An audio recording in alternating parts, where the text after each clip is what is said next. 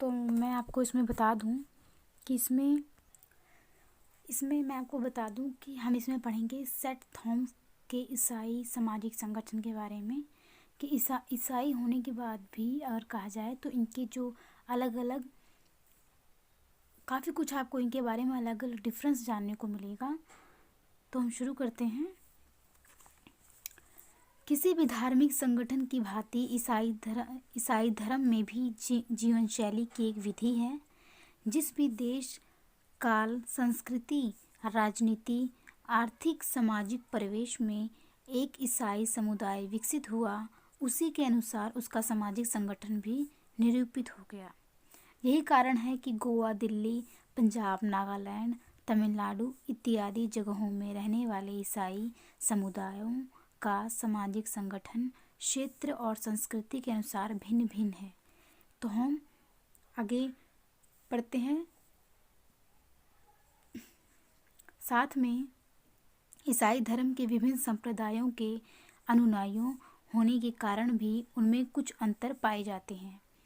यहाँ हमने केरल में रहने वाले संत थॉमस के अनुयायी ईसाइयों के समुदाय के सामाजिक संगठन की चर्चा की है। तो हम डायरेक्ट यहाँ पे आते हैं। इसमें बस बताया गया है। शुरू करते हैं हम ईसाई परिवार के बारे में। सीरियन ईसाई परिवार प्राय एक बहुत घनिष्ठ संबंधों वाली इकाई होती है।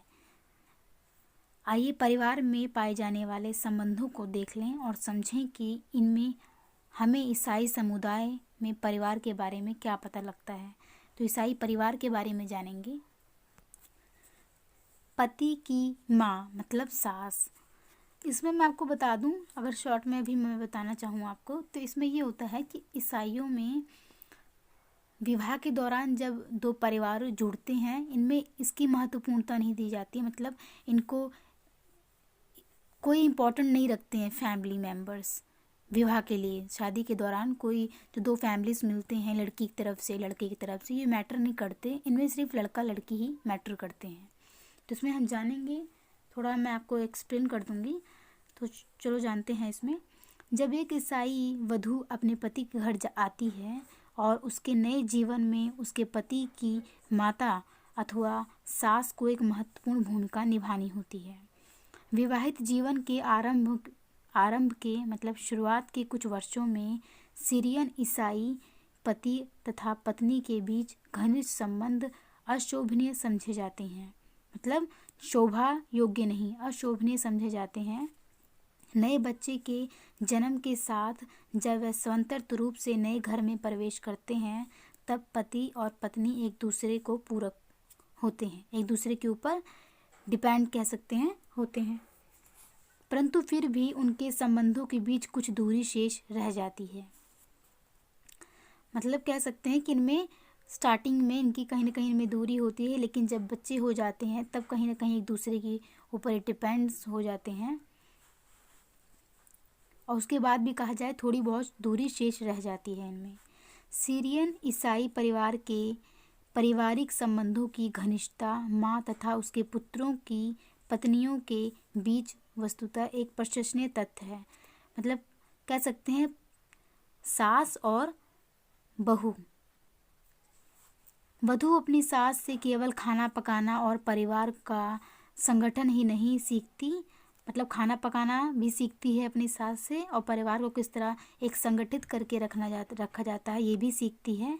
लेकिन वह ईसाइयों के मानव प्रेम तथा धर्मपरायण और सद्गुण भी सीखती है। मतलब ईसाइयों में जो भी धर्म के बारे में है जानकारी मिलती है, प्रेम कह सकते हैं ईश्वर के प्रति, और सद्गुण अच्छे विचार के बारे में सब कुछ वो अपने सास से सीखती है। लेकिन उनके बीच असमान संबंधों के कारण तनाव की स्थिति प्राय उत्पन्न हो ही जाती है। तो कह सकते हैं कि वो अपने सास से सभी चीज़ें सीखती है ससुराल में आने के बाद। आगे पढ़ते हैं। पति के पिता के बारे में जानेंगे, मतलब ससुर के बारे में इसमें क्या कहा गया है। सीरियन ईसाई महिलाओं का ससुर के साथ आदर का संबंध होता है, वो उनका आदर करती हैं। वह अपनी मृत्यु तक मतलब अपने मरने तक घर का मुखिया रहता है, जो पुरुष होता है जो ससुर होता है वो अपने घर का मुखिया रहता है, लेकिन 60 वर्ष का होने तक वह सक्रिय सामाजिक जीवन से अवकाश ले सकता है। मतलब जो समाज का जो जीवन है कह सकते हैं, उससे कहीं ना कहीं वो छुट्टी ले लेता है। ऐसे में संपत्ति का नियंत्रण पुत्र करने लगता है, मतलब सारी जिम्मेदारियां कह सकते हैं पुत्र के हाथों में आ जाती है। लेकिन उस समय भी पिता के साथ बहुत आदरपूर्व व्यवहार किया जाता है। जब पिता कोई काम नहीं करता घर में, मतलब नॉर्मली रहते हैं, जिम्मेदारियां नहीं रहती पिता के ऊपर, तब भी उन पिता का आदर किया जाता है और उससे सलाह ली जाती है। रात्रि भोजन के बाद जब परिवार के लोग सरकंडे के द्वारा निर्मित चटाई पर एक साथ झुकते हैं, तब प्रार्थना के नेतृत्व का दायित्व भी पिता पर होता है। इसके अतिरिक्त जब भी कोई दाम्पत्य अलग घर बसाना चाहता है, मतलब पति पत्नी अलग घर बसाना चाहते हैं, तब भी पिता को ही औपचारिक रूप से आर्थिक सहायता तथा आशीर्वाद देने का अधिकार होता है। आर्थिक सहायता मतलब जैसे पैसे हो या घर के सामान हुआ तो पिता ही देता है दोनों लोगों को, और कह सकते हैं आशीर्वाद भी पिता ही देता है। एक और पुत्र और पिता के बीच के संबंध की उल्लेखनीय बात होती है भक्ति, प्रेम, आज्ञाकारिता और आदर, तथा इसमें दूसरी तरफ संरक्षण व सत्तावादी तत्व भी मौजूद होते हैं। आदर भी होते हैं, आज्ञा भी मानी जाती है और कहीं ना कहीं संरक्षण भी महसूस करते हैं। पिता के रहने पर अपने आप को सुरक्षित भी महसूस करते हैं। जिम्मेदारियां जो होती हैं, सत्ता कह सकते हैं, वो कहीं ना कहीं पिता के ऊपर ही होती है। और जो बच्चे होते हैं कहीं ना कहीं अपने आप को एक संरक्षण महसूस करते हैं, एक सुरक्षा महसूस करते हैं। वधू तथा उसके ससुर के बीच भी तनावपूर्ण संबंध दिखाई देते हैं। मतलब कह सकते हैं जो वधू होती है, जो लड़की आती है अपने ससुराल, उन ससुर के बीच में भी कहीं ना कहीं उनमें तनावपूर्ण संबंध होते हैं, इतने अच्छे संबंध नहीं होते हैं। मतलब धीरे धीरे संबंधों में गिरावट आ ही जाती है, मतलब कह सकते हैं खुशी नहीं रहते हैं। सास ससुर का जो एक नाता है कहीं ना कहीं वो सास ससुर तक ही सीमित रह जाता है, जो प्रेम होना चाहिए वो नहीं हो पाता है। अनेकों ईसाई व एकल परिवार में रहते हुए भी प्राय उस आदर्श परिवार की आकांक्षा करते हैं, मतलब चाहते हैं जिसमें 3 पीढ़ियां अर्थात सभी पुत्र, उनकी पत्नियां तथा बच्चे सभी पिता के घर में एक साथ रहें। परंतु वास्तव में सीरियन ईसाइयों में बच्चों के जन्म के बाद पुत्र अपनी एकल गृहस्थी के साथ अलग घरों में रहने लग जाते हैं। मतलब जब पुत्र हो जाता है कहीं ना कहीं तो वो कहीं अपने अलग घर बना लेते हैं या अलग घर में शिफ्ट हो जाते हैं पुत्र होने के बाद। लेकिन वो सभी चाहते हैं कि हमारा एक बड़ा परिवार हो। सभी चाहते हैं, जो एकल परिवार होते हैं जिनमें पति पत्नी बच्चे होते हैं, तो सभी खुद भी तो एकल परिवार होते हैं, लेकिन वो खुद चाहते हैं कि हमारी एक बहुत बड़ी फैमिली हो। तो इस तरह कह सकते हैं कि वो भी चाहते हैं, और इस तरह वो एक पुत्र होने के बाद वो अलग घर में शिफ्ट हो जाते हैं। आगे पढ़ते हैं दादा और दादी के बारे में। सीरियन ईसाइयों में यदि दादा दादी परिवार में साथ रहते हों तो वह महत्वपूर्ण भूमिका निभाते हैं। बच्चे के जीवन में विशेषकर जब वह बड़े होने लगते हैं, दादी एक महत्वपूर्ण व्यक्तित्व के रूप में उनके जीवन में आती है। कौन? दादी। इनके बीच अक्सर हास्य परिहास के संबंध होते हैं, हंसी मजाक के संबंध होते हैं दादी और पोते के बीच में। औपचारिक विद्यालयों में जाने के बाद भी वह अपनी दादी के साथ प्रतिदिन पैरिश गिरजाघर में जाते हैं। मतलब जैसे हिंदुओं में बच्चे अपनी दादी के साथ मंदिर जाते हैं, उसी प्रकार ये अपनी दादी के साथ गिरजाघर जाते हैं। बच्चे अपनी दादी को दिन की सारी घटनाओं की जानकारी देते हैं, मतलब कहानी सुनाते हैं कि आज हमने क्या किया। वह बच्चों को बाइबल से कहानियाँ तथा ईसा मसीह की गीत सुनाती है। तो जो बच्चों को जो दादी है वो कहीं ना कहीं बाइबल से जुड़ी कहानियाँ जो हैं वो उन्हें सुनाती है। दूसरी ओर दादा के साथ संबंध औपचारिक होते हैं। जो दादा के साथ संबंध होता है वो औपचारिक होते हैं। औपचारिक मतलब कह सकते हैं फॉर्मल। वह अधिकारवादी तथा पितावंश परंपरा व्यवहारों का परिणाम है। ईसाई मतलब थोड़ा बहुत कह सकते हैं, थोड़ा बहुत डर होना जैसे। तो इस प्रकार बहुत ही सीधे साधे तौर से अपने दादाजी से बातचीत करना एक फॉर्मल तरीके से। ईसाई घरों में दादा गृह नायकन होता है, मतलब घर का मुखिया होता है ईसाई घरों में। और घरेलू सत्ता का ये आदर्श व्यापक रूप से दिखाई देता है। जैसे परिवार के सदस्यों को प्रार्थना में नेतृत्व प्रदान करना, मतलब लीडरशिप कह सकते हैं कि लीडर कौन है परिवार में, तो कहीं ना कहीं पिता ही होता है। भोजन के समय अच्छा खाना दिए जाने में प्राथमिकता, कि भोजन अच्छा बनना चाहिए, प्राथमिकता देना। संपत्ति, धन तथा विवाह से संबंधित सभी मामलों पर महत्वपूर्ण निर्णय लेना आदि घर का मुखिया ही करता है। तो इसमें यही बताया गया है कि ये सब वैसे सभी नॉर्मल घरों की बात है कि जो बड़ा पुरुष होता है घर का, जो उम्रदराज होता है या जो घर की सारी चीज़ ज़रूरतों को पूरा करता है, वो कहीं ना कहीं घर का मुखिया ही कहलाया जाता है, जो हर चीज़ की जिम्मेदारी लेता है, चाहे विवाह से संबंधित हो, चाहे धन से संबंधित हो, कहाँ पे पैसा लगाना है, कहाँ नहीं लगाना है, जो घर की ज़रूरतों को पूरा करे, समझ लो वही परिवार का मुखिया है। जैसे अगर मैं आपको कहूँ कि आपके घर परिवार का मुखिया कौन है, जो घर की सारी ज़रूरतों को पूरा करता है, तो आप खुद समझ सकते हैं, जो हर चीज़ पैसे से लेकर हर चीज़ जो प्रोवाइड करवाए वो ही मुखिया होता है। तो आगे बढ़ते हैं। अब हम पढ़ेंगे माँ का भाई, मतलब मामा के बारे में जानेंगे। मामा का महत्व बच्चों के लिए अधिक होता है। विवाह और जन्म के अवसर पर वह उपहार देता है। जब वह बहन से मिलने आता है तो पर्याप्त मात्रा में फल तथा मिठाई लाता है, जिसे फल हारम कहते हैं। कई बार बड़े दिन की छुट्टियां बच्चे मामा के घर ही बिताते हैं, जहां नाना नानी भी होते हैं। यहाँ बच्चों को प्रेम, आतिथ्य और सम्मान मिलता है।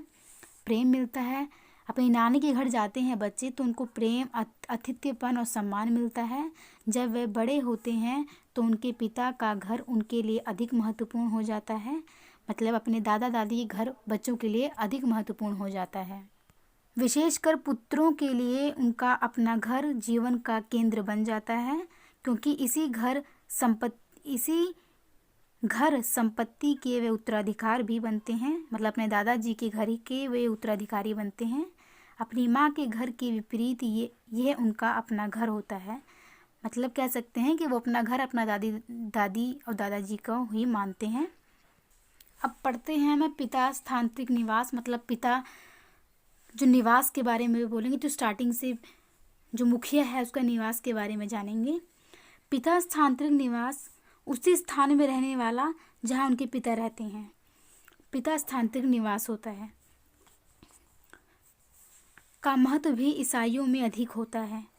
भाई सदैव साथ साथ घरों में रहते हैं, जो भाई होते हैं वो साथ साथ घरों में रहते हैं, और भोजन तथा बगीचे की चीज़ें अक्सर बांटी जाती हैं।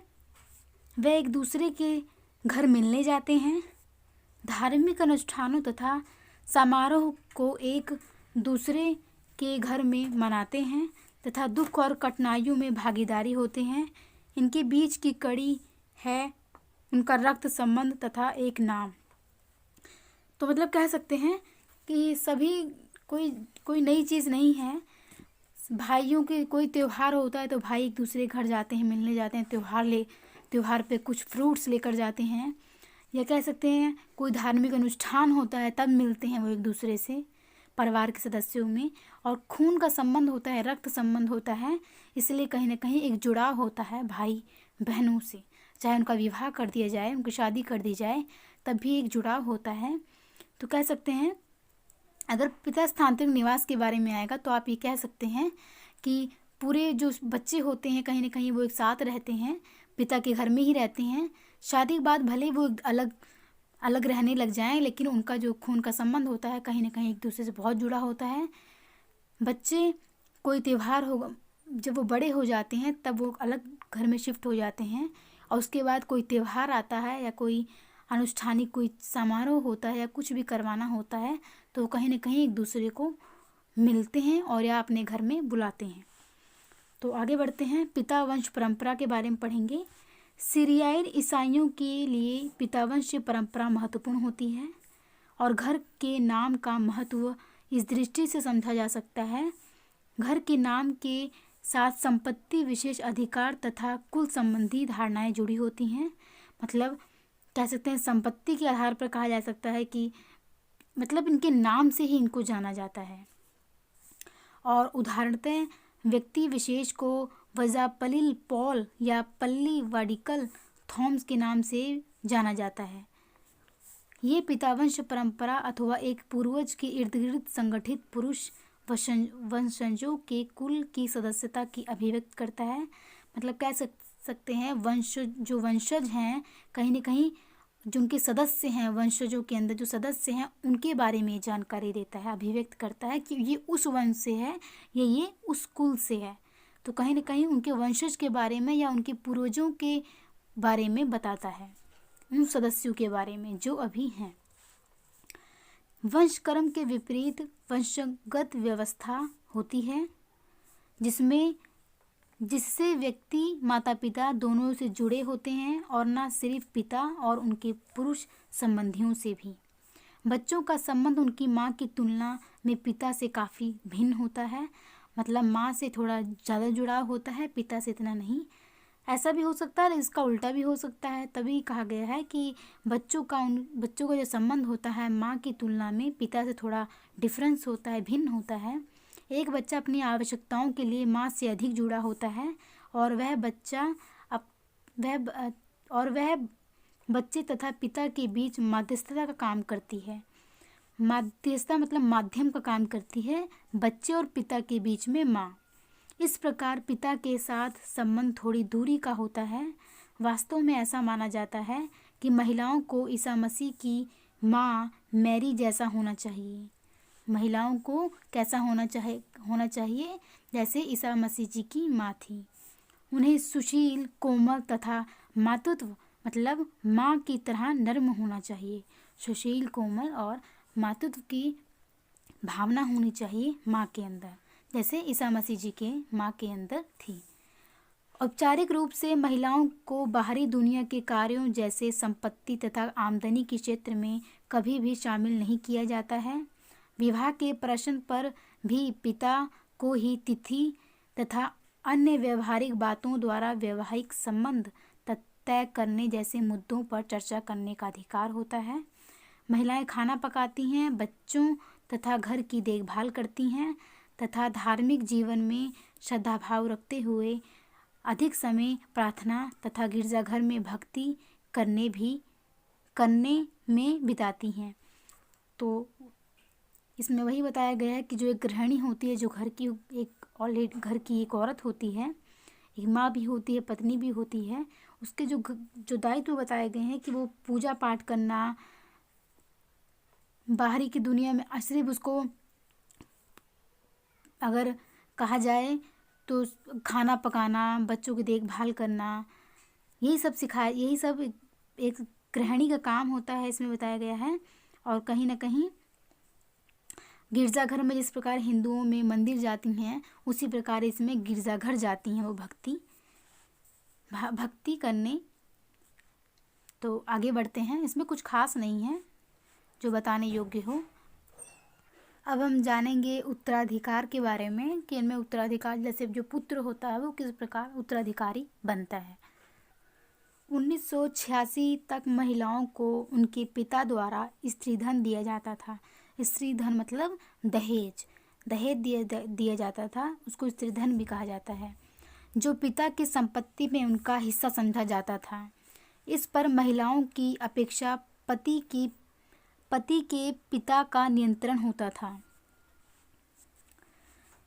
1986 में सर्वोच्च न्यायालय के फैसले के द्वारा अगर किसी व्यक्ति की मृत्यु बिना वसीयत लिखे हो जाती है तो एक महिला का अपने भाइयों की तरह समान रूप से उत्तराधिकार होगा।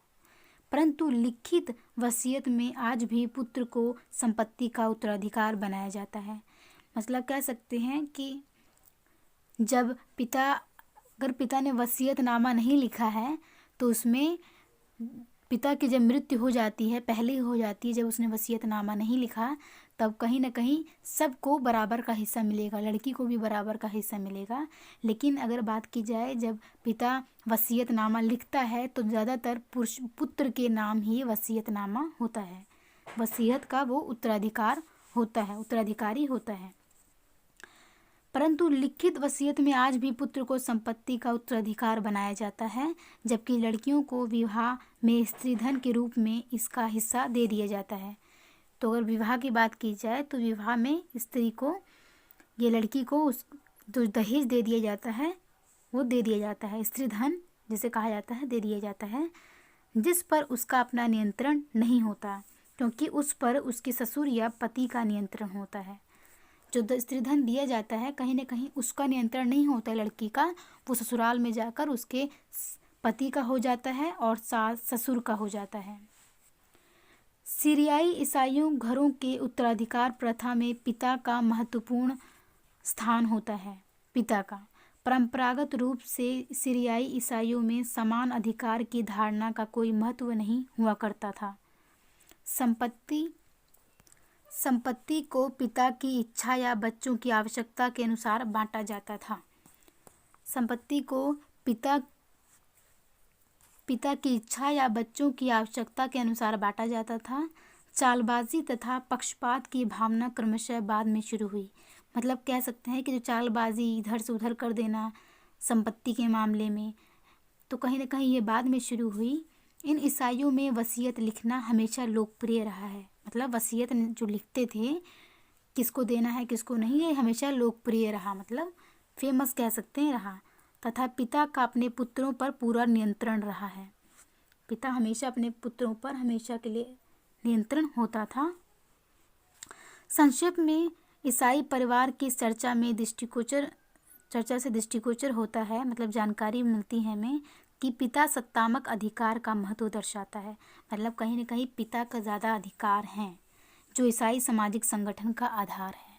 पिता कहीं ना कहीं सबसे सत्ता के रूप में कहा जाए तो पिता की ज़्यादा चलती है। तो आगे बढ़ते हैं, गिरजाघर के बारे में जानेंगे। ईसाई धर्म में पादरी सारे पेरिसवासी मतलब जो गिरजाघर में प्रार्थना करने जाते हैं उनको पेरिसवासी बोलते हैं। सारे पेरिसवासी अपने गिरजाघर के पादरी का बहुत सम्मान करते हैं। जब पादरी प्रार्थना करता है और अनुष्ठानिक बलिदान देता है, मतलब पूजा पाठ जो भी उनका होता है वो करते हैं, तब यह माना जाता है कि वह ईसा मसीह के स्थान पर खड़ा होता है। मतलब उनको इतना सम्मान दिया जाता है कि उनको किस तरह देखा जाता है ईसा मसीह के। तो मतलब कह सकते हैं कि ईसा मसीह जो उनके पादरी होते हैं उनको इतना सम्मान से देखा जाता है, ईसा मसीह के रूप में ही उनको कहीं ना कहीं देखा जाता है। अपनी शक्ति द्वारा उसमें अपने विश्वास पात्रों को पवित्र संसार दिखाने की क्षमता होती है। पादरी ईश्वर का ही एक व्यक्ति माना जाता है। योकोबा में पादरी को लंबी दाढ़ी रखनी पड़ती है। कहाँ पे? योकोबा में जो पादरी होता है उनको लंबी दाढ़ी रखनी पड़ती है और एक गोल काली टोपी, ढीला पैजामा तथा लहराता हुआ काला और सफ़ेद चोंगा पहनना होता है। इन चिन्हों द्वारा ही लोग पादरी को पहचानते हैं। पादरी को सदैव शांत तथा अनुशासित रहना पड़ता है, एकदम शांत और अनुशासित रहना पड़ता है। गिरजाघर जाते समय पादरी किसी से बात नहीं करता, अपना पूरा ध्यान ईश्वर की प्रति केंद्रित करता है। जब लोग कठिनाइयों में बीमार, दुखी तथा मरणासन्न होते हैं, मतलब मृत्यु अवस्था में होते हैं या मरने वाले ही होते हैं, तब पादरी को अवश्य उनके पास जाना पड़ता है। खुशी के समय जैसे भोज, विवाह, जन्म तथा गृह प्रवेश आदि अवसरों पर पादरी उनके घर जाकर आशीर्वाद देता है। खुशी के समय और दुख के समय भी पादरी को जाना पड़ता है। किसी भी उत्सव पर पादरी की उपस्थिति के बिना भोजन शुरू नहीं किया जा सकता। मतलब पादरी की उपस्थिति ज़रूरी है किसी भी भोज में। अगर गांव में पटाखों की प्रदर्शनी भोज के दिन ही हो रही हो या कोई समारोह हो रहा हो तो पादरी की उपस्थिति वांछनीय होती है।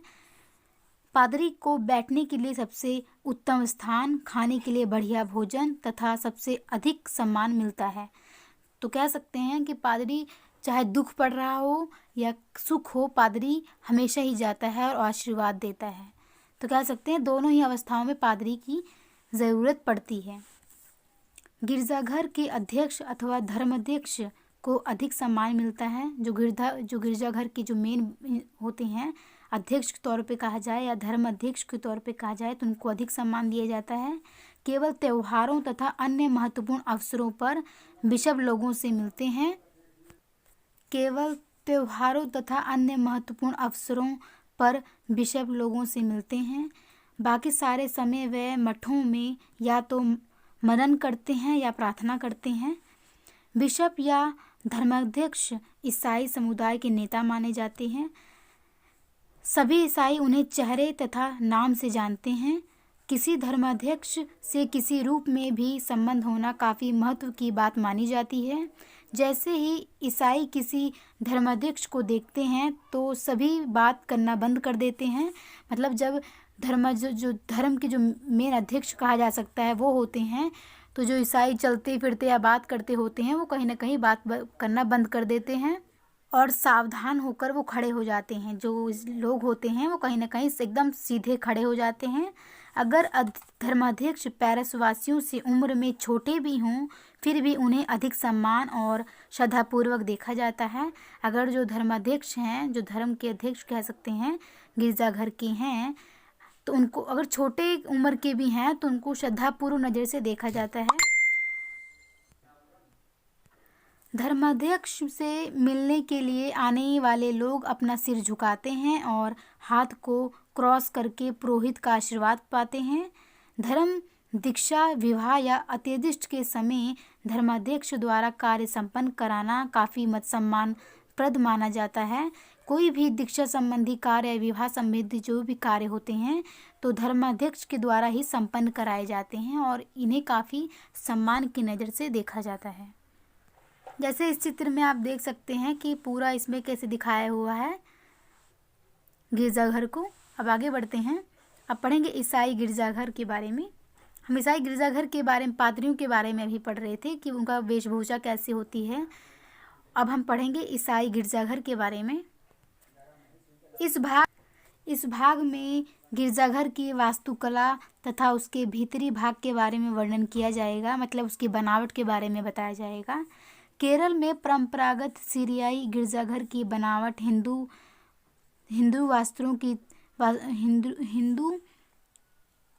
वास्तुओं की वास्तुकला के सिद्धांतों के अनुरूप है। जैसे हिंदुओं की है, मंदिरों की बात की जाए तो थोड़ा बहुत कह सकते हैं।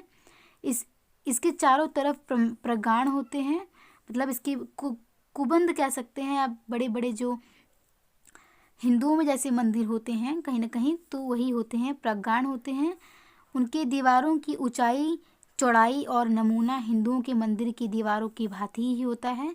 गिरजाघर के अंदर सफ़ेदी की जाती है और कभी कभी दीवारों तथा छतों पर धार्मिक चित्र भी होते हैं। गिरजाघर में ये चित्र ईसा मसीह के जीवन की कहानी दिखाते हैं।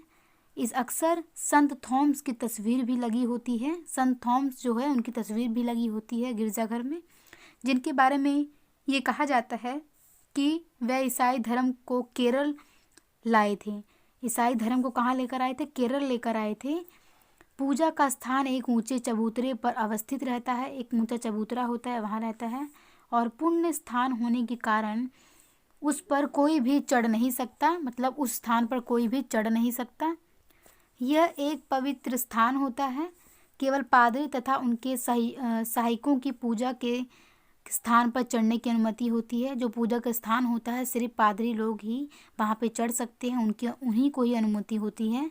पवित्र बर्तन, क्रॉस तथा मोमबत्तियाँ वहाँ रखी जाती हैं। परंपरागत सीरियाई गिरजाघरों में कोई कुर्सी या बेंच नहीं होते, वहाँ कोई कुर्सी बेंच नहीं होते। इस परंपरागत कहा जाए ईसाइयों सीरियन गिरजाघरों में जमीन पर सरकंडे की चटाई बिछी होती है जिस पर लोग झुककर प्रार्थना करते हैं।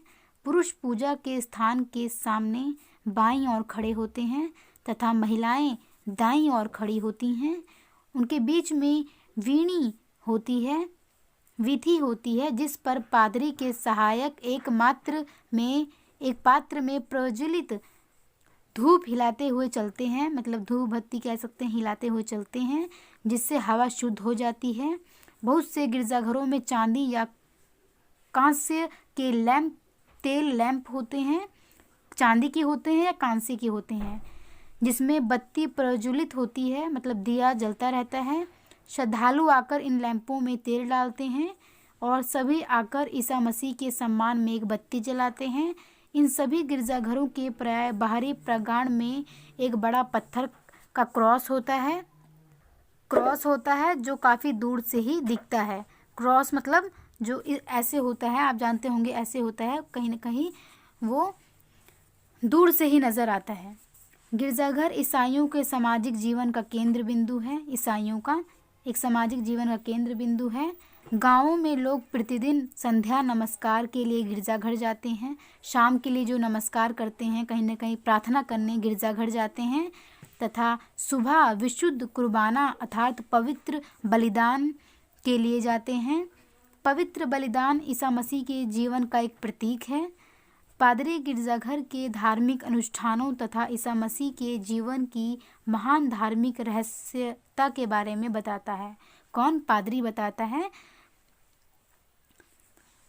ईसा मसीह के जीवन की महान घटनाओं के बारे में। प्रतिदिन लोग उस बलिदान के महान धार्मिक रहस्य में भाग लेते हैं और विशेषकर रविवार को गिरजाघर पूरे भरे होते हैं। रविवार के दिन पूरा गिरजाघर भरा होता है, वहाँ पूजा पाठ चलता रहता है, मतलब कह सकते हैं प्रार्थना होती है वहाँ पर। ईसाइयों के दो महान पर्व हैं, क्रिसमस और ईस्टर, जिन्हें काफ़ी हर्ष के साथ मनाया जाता है। मतलब क्रिसमस और ईस्टर हैं, दो ईसाइयों के त्यौहार हैं। वास्तव में बहुत से पारंपरिक विचारों के ईसाई पंचांग वर्ष के बजाय ईसा के जीवन को ही केंद्र मानकर समय का बोध करते हैं। ईसाई पंचांग मतलब कैलेंडर। ईसाई कैलेंडर ईसा मसीह के जन्म के साथ शुरू हुआ है और तब से चल रहा है। ईसाई कैलेंडर कुछ चीज़ें हैं जो वो अपने पंचांग के अनुसार करते हैं। अब पढ़ते हैं क्रिसमस बड़ा दिन के बारे में पढ़ेंगे, इनके त्यौहार के बारे में जानते हैं। क्रिसमस से पहले के 25 दिन लेट या संयम के दिन होते हैं। 25 दिन पहले इनको लेट या संयम का दिन कहते हैं, जो अत्यधिक खुशी के आने का प्रतीक होते हैं। क्रिसमस से पहले के दिनों में व्यस्त गतिविधियां होती हैं। व्यस्त मतलब जो भी ज़रूरी काम होते हैं वो कहीं ना कहीं करे जाते हैं। घर को साफ करके अतिथियों के आने के लिए तैयार किया जाता है। क्रिसमस के अवसर पर सभी गिरजाघर खुले होते हैं तथा इन्हें हरी पत्तियों और पौधों से सजाया जाता है। गिरजाघर को घर रोशनी से जगमगाने लगते हैं। गलियों बच्चों से भरी होती है। सभी ईसाइयों के घरों पर एक बड़ा सितारा लगा होता है, क्योंकि जब ईसा मसीह का जन्म हुआ था तब एक चमकता सितारा आकाश में दिखाई दिया था। यही कारण है कि लोग उनके घर में एक बड़ा सा तारा लगा होता है। केरल के ईसाइयों में पेड़ों को सजाने, नए कपड़े खरीदने तथा अभिनंदन पत्र भेजने की प्रथा प्राय नहीं है। कहाँ पे नहीं है? केरल में। इनके यहाँ गिरजाघर जाना अधिक महत्वपूर्ण समझा जाता है, मतलब गिरजाघर जाना ज़्यादा अच्छा माना जाता है। यह दिन वे संबंधियों तथा दोस्तों के साथ बिताते हैं और मिलकर विभिन्न तरह के पकवान खाते हैं। क्रिसमस से पहले लोग अपने घरों की सफ़ेदी करवाते हैं या अच्छी तरह सफाई करते हैं। तो मतलब आप समझ लीजिए, जैसे दिवाली आती है, जैसे हिंदुओं में होता है घर की सफाई करना, खाना बनाना, नए नए अपने पकवान बनाना, तो कहीं ना कहीं इनमें भी इस प्रकार ही होता है जो केरल के लोग करते हैं। केरल के लोग सजावट पे ध्यान नहीं देते इतना, वो सिर्फ गिरजाघर में ही जाना पसंद करते हैं। गिरजाघर में पादरी लोगों को यह बताता है कि किस तरह से इस दिन पूर्व दिशा से आए बुद्धिमान लोगों ने ईसा मसीह को उपहार दिए थे तथा किस तरह बैथलम में पैदा हुए इस बच्चे को चरवाहा आदि देखने के लिए आए थे। मतलब ईसा मसीह जी का जो जन्म हुआ था वो बैथलम में हुआ था, वो बैथलम में हुए थे, तो कह सकते हैं चरवाहे लोग उन्हें देखने के लिए आए थे। इसके साथ साथ पादरी ये भी बताता है कि किस तरह ईसा मसीह चरनी जिसमें पशुओं को चारा डाला जाता है, उसमें पैदा हुए थे। कौन? ईसा मसीह। और जन्म के बाद फटे पुराने कपड़ों में लिपटे हुए जानवरों के बीच रहे थे। शाम को धार्मिक गानों तथा प्रार्थनाओं के बाद लोग अपने घर चले जाते हैं। सभी ईसाई मिलकर क्रिसमस के दिन सुबह 3 बजे गिरजाघर जाते हैं। सुबह 3 ही बजे वो गिरजाघर चले जाते हैं। वह अपने साथ उपहार के रूप में तेल, मोमबत्ती और धूप बत्ती आदि ले जाते हैं। गिरजाघर में करने के लिए वो तेल, मोमबत्ती उपहार के रूप में इसको लेकर जाते हैं। गिरजाघर में पादरी बहुत ही सुंदर सुनहरे तथा हरे रंग का पोशाक पहने होते हैं। कौन? पादरी। सुनहरे रंग का, सुंदर सुनहरे रंग का और हरे रंग की पोशाक पहने होते हैं। सभी मोमबत्तियां जला दी जाती हैं और गिरजाघर धूप बत्तियों की सुगंध से भर जाते हैं। इसके बाद मैरी की स्तुति में प्रार्थनाएं और गाने गाए जाते हैं। मैरी मतलब ईसा मसीह जी की माँ। उनकी स्तुति, उनकी प्रार्थनाएं में गाने गाए जाते हैं। वह देव माता, राजमाता, राजकुमारी तथा डेविड पुत्री कहलाती हैं। इनको सब उनके नाम से पुकारा जाता है, जैसे उनको देव माता, राजमाता, राजकुमारी और डेविड पुत्री कहलाती हैं। मैरी। कुर्बाना मतलब होता है पवित्र बलिदान। कुर्बाना समारोह के बाद अनुयायी क्रॉस को चूमते हैं और धूप बत्ती तथा तेल के उपहार गिरजाघर में दे जाते हैं। वास्तव में ये सब उसी तरह किया जाता है जिस तरह चरवाहों और बुद्धिमान लोगों ने ईसा मसीह के जन्म के समय उन्हें उपहार देते समय किया था, उसी तरह निभाया जाता है इसमें भी। सुबह होने तक लोग गिरजाघर से वापस जाने लगते हैं। जब सुबह हो जाती है तो वो अपने मतलब 3 बजे वो आ जाते हैं और उसके बाद सुबह होने तक वो अपने घर वापस जाने लगते हैं। इन श्रद्धालुओं में सड़कें और गलियों भरी होती हैं। मतलब कह सकते हैं कि जो भी श्रद्धालु होते हैं पूरी सड़कें और गलियां भरी होती हैं। इनसे सभी एक दूसरे की शुभकामनाएं देते हैं। इस अवसर पर कोई भी व्यक्ति नई या बढ़िया पोशाक नहीं पहनता। सभी गिरजाघर में साधारण तथा सादी पोशाक में आते हैं जो प्राय सफ़ेद और सूती होती है। ये पर्याप्त समझा जाता है कि वह सुबह 2:30 बजे उठकर ईसा मसीह के जन्म के प्रति श्रद्धा और विश्वास प्रकट करके गिरजाघर जाते हैं। ईसाइयों के इस धर्मानुष्ठान के वर्णन के बाद अब अगले भाग में ये बताया जाएगा कि भारत में ईसाई धर्म को क्षेत्रीय सांस्कृतिक आयामों के संदर्भ में किस तरह समझा जा सकता है। तो इसमें हमने यही पढ़ा। आपने अगर सुना होगा ढंग से तो आपको समझ में आया होगा कि ईसाइयों के जो किस प्रकार उनमें गिरजाघर में किस प्रकार जाते हैं, क्या क्या करते हैं, सारी चीज़ें इसमें हमने पढ़ी। अब हम पढ़ेंगे ईसाइयों के जो क्षेत्रीय सांस्कृतिक आयाम है बात की जाएगी, तो उसके बारे में हम जानकारी लेंगे। तो ये प्रश्न है कुछ, हम आगे पढ़ते हैं। केरल में ईसाई धर्म का हिंदू धर्म से संबंध। अब केरल में जो ईसाई धर्म है जो उनका हिंदू धर्म से क्या संबंध है इसके बारे में जानेंगे। तो भारत में ईसाई धर्म को अलग से नहीं समझा जा सकता। केरल में ईसाइयों और हिंदुओं के बीच विशिष्ट सांस्कृतिक संबंध है। यहाँ पर कुछ ऐसे उदाहरण प्रस्तुत किए जाएंगे जिससे यह समझने में मदद मिलेगी कि किस तरह ईसाइयों तथा हिंदुओं के समाजी जीवन के बहुत से पक्षों में समानता होती है। मतलब बहुत सी चीज़ें एक दूसरे से मेल खाती हैं हिंदुओं और ईसाइयों की। तो पंचांग तथा काल। पंचांग मतलब होता है कैलेंडर कह सकते हैं इनका अपना, और काल। ईसाई युग के 825 वर्ष बाद मलयालम युग शुरू हुआ। कब? मलयालम युग शुरू हुआ 1825 वर्ष बाद। अतीत के संदर्भ में आम बातचीत करते समय तथा गिरजाघरों और घरों तथा कब्रों पर लगे पत्थरों आदि की तिथियों का निर्धारण करने में प्राय मलयालम युग का उपयोग होता है। अगर कोई ये जानना चाहे कि 2005 का वर्ष मलयालम युग में कौन सा वर्ष है, तो इसमें से 825 वर्ष घटाने होंगे। मतलब कह सकते हैं कि इनका एक अपना कैलेंडर है जिसमें कहा जा सकता है कि अगर 2005 का वर्ष जानना होगा तो इनको क्या करना पड़ेगा, मलयालम एक पंचांग कह सकते हैं, या उनके बारे में जानकारी पता करनी हो तो इनको क्या करना होगा, 825 वर्ष से इसको घटा देना पड़ेगा, तब इनको पता चल जाएगा कि मलयालम युग कौन सा वर्ष है। इसमें महीनों के नाम पश्चिमी पंचांग के महीनों से अलग है।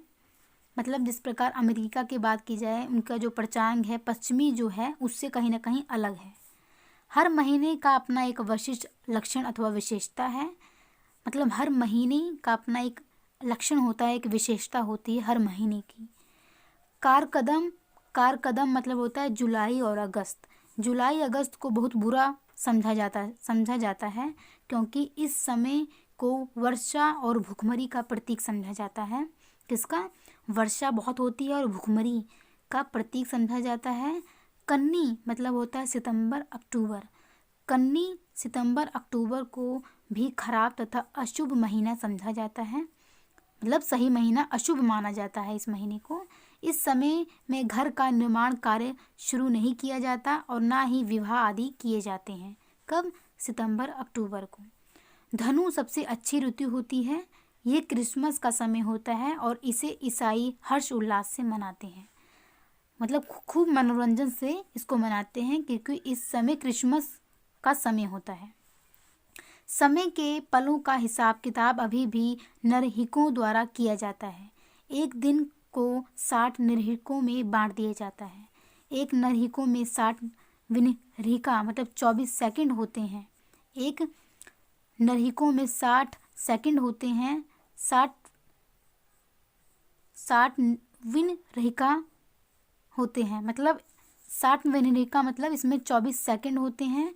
समय को मापने का यह सुनिश्चित तरीका लोगों द्वारा परंपरागत औषधियों बनाने के प्रयोग में लाया जाता था। मतलब ये जो परंपरागत समय मापने के लिए किया जाता था इन चीज़ों का प्रयोग, और औषधियों का कि किस टाइम कौन सी औषधि ज़्यादा अच्छी रहेगी बनाने में, इसका भी ध्यान रखा जाता था इसमें। इनमें कुछ ऐसे नियमों का पालन किया जाता है जिन्हें हिंदू तथा ईसाई दोनों ही प्राकृतिक जीवन के नियम मानते हैं। मतलब हिंदू भी मानते हैं और ईसाई भी मानते हैं, जो प्राकृतिक जीवन के रूप में असर या अच्छा हो सकता है। शुभ और अशुभ के संदर्भ में दिनों का विशेष महत्व होता है। मतलब सभी दिनों को एक अशुभ और अशुभ में बांट दिया गया है।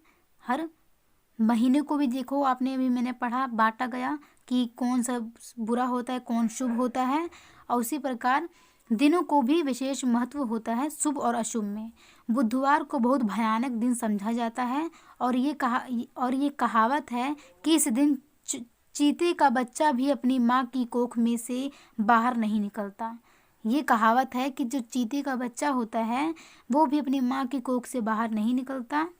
हिंदू व ईसाई दोनों मंगलवार तथा शुक्रवार को शुभ दिन मानते हैं। हिंदू और ईसाई दोनों मंगलवार और शुक्रवार को एक अच्छा दिन मानते हैं। इस दिन तेल आदि लगाकर स्नान किया जाता है। इन दिनों में पुरुष यात्रा नहीं करते, वह कोई भी अतिरिक्त काम नहीं करना चाहते क्योंकि यह दिन महिलाओं से संबंधित होता है। आइए अब गृह निर्माण के उदाहरण पर ध्यान दिया जाए। तो इसमें यही बात की गई है कि जो मंगलवार और शुक्रवार है कहीं ना कहीं इसको शुभ माना जाता है और इस दिन मतलब शरीर पे तेल लगाकर नहाया जाता है, स्नान किया जाता है। और कह सकते हैं इस दिन पुरुष यात्रा नहीं करते हैं क्योंकि वो, और ना ही कोई और काम करना चाहते हैं क्योंकि वो समझते हैं कि ये जो दिन है ये महिलाओं से संबंधित दिन है। तो आगे बढ़ते हैं। तो अब घरों के निर्माण के बारे में जानकारी लेते हैं। हिंदू असारी शिल्पकार। हिंदू असारी ईसाइयों के घर बनाते हैं। जो हिंदू असारी होते हैं ये ईसाइयों के घर बनाते हैं और वे उनके घर बनाते हुए उन्हीं रीति रिवाजों तथा नियमों का पालन करते हैं जो वे हिंदू ग्राहकों के लिए करते हैं।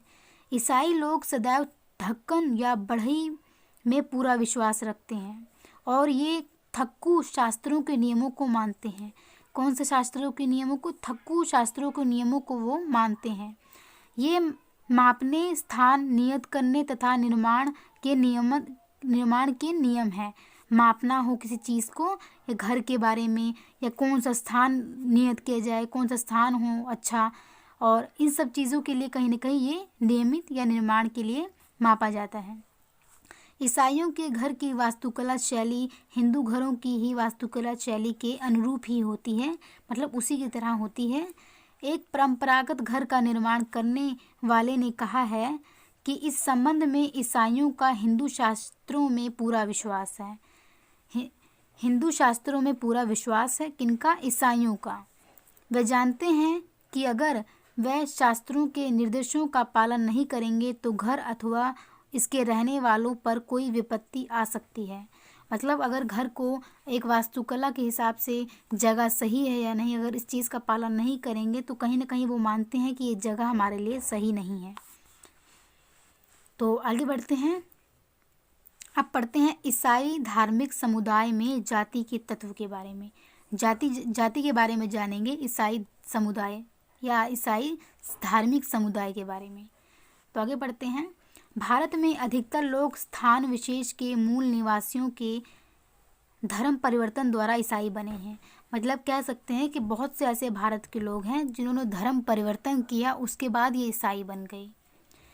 ईस्वी मतलब 52 में जिन हिंदुओं ने हिंदू धर्म को छोड़कर ईसाई धर्म अपनाया था, उन्हें अपनी मूल जाति समूह से अलग होने पर भी विवश होना पड़ा था, लेकिन उन्होंने अपनी जाति द्वारा निश्चित व्यवहार को ध्यानपूर्वक अपनाए रखा तथा इस तरह वे अपनी जाति की परिस्थिति कायम रख सके।